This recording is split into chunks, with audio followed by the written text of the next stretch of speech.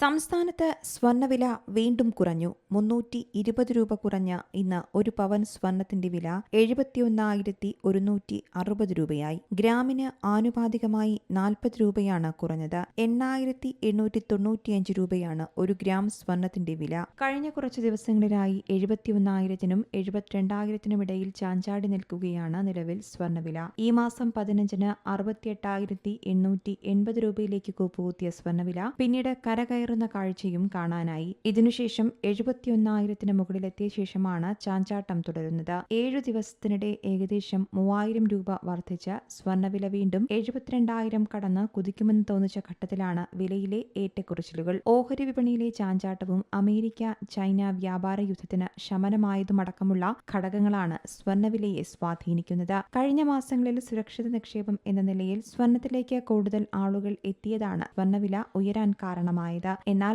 ഓഹരി വിപണിയിൽ വീണ്ടും ഉണർവ് പ്രകടമായതോടെ നിക്ഷേപകർ അവിടേക്ക് നീങ്ങിയതാണ് സ്വർണ്ണവിലയിലെ ചാഞ്ചാട്ടത്തിന് കാരണമായി പറയുന്നത്. News desk Zee Malayalam news.